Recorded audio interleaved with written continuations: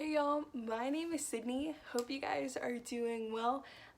Man, I can't tell you how much I miss seeing you guys every week. I hope you guys and your families are staying safe and healthy during this time. Yeah, I can't wait to see you guys again and hang out with y'all in person. Today I'm going to be walking through a story that y'all are probably familiar with. It is when Jesus calms the storm. And this has been a story that has just been a really great reminder of God's sovereignty and His power, as well as a really sweet reminder that Jesus is our source of peace. So I'm going to be reading through Mark chapter 4, verses 35 through 41, if you want to follow along. And it says, "On that day, when evening had come, he said to them, 'Let us go across to the other side.'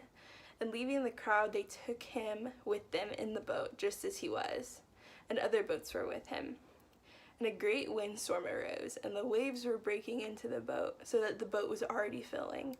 But he was in the stern, asleep on the cushion. And they woke him and said to him, 'Teacher, do you not care that we are perishing?' And he awoke and rebuked the wind and said to the sea, 'Peace, be still.' And the wind ceased, and there was great calm. And he said to them, 'Why are you so afraid? Have you still no faith?' And they were filled with great fear and said to one another, 'Who then is this that even the wind and the sea obey him?'" So reading that, a couple things really stand out to me. And the first is the storm.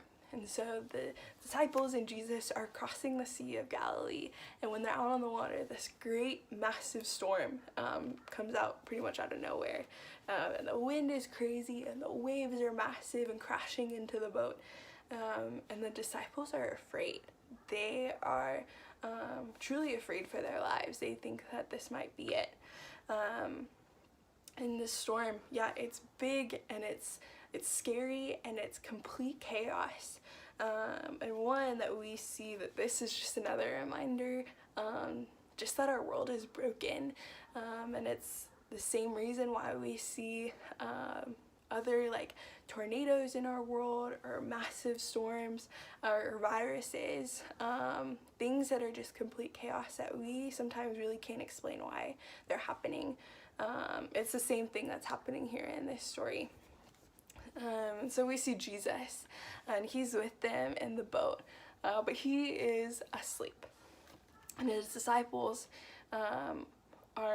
they're so afraid, and they wake him up, and they're like, "Jesus, what are you doing? How are you asleep? Don't you see that we're gonna die?"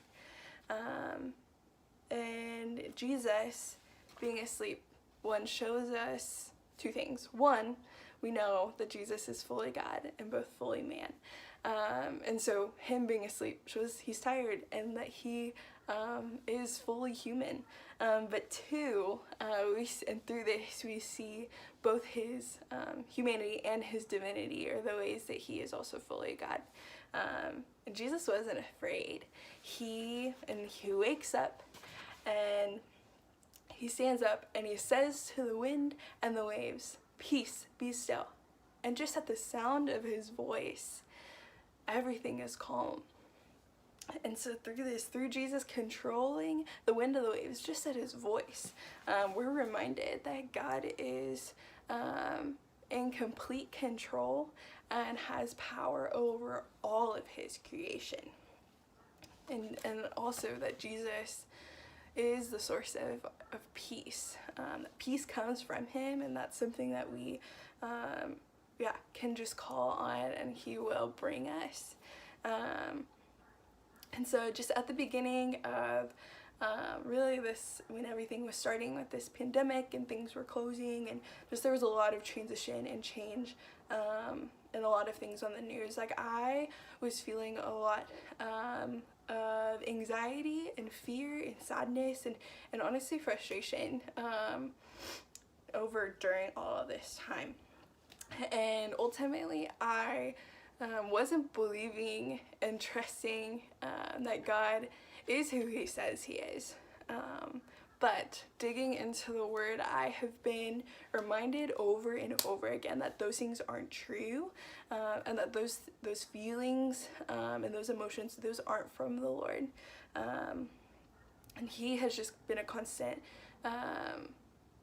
just rock and reminder that one, he is in control over all of this, that he is still good in the midst of this, and that he's not worried that this pandemic, he's not worried by it, he wasn't surprised by it, because he is sovereign, and he knows and he sees, and he's caring for us in the midst of that. And so yeah, today I just challenge y'all to maybe take some time and to ask yourself, what are some things that you might be believing about God during all of this time? Once you spend some time doing that, go back into the Word and read maybe this story again in Mark, or go back to Psalm 18 like Jillian walked us through earlier this week, and see who God is telling us that he is, and know that what he's saying here in the word is true, and that those other things that we're tempted to believe aren't.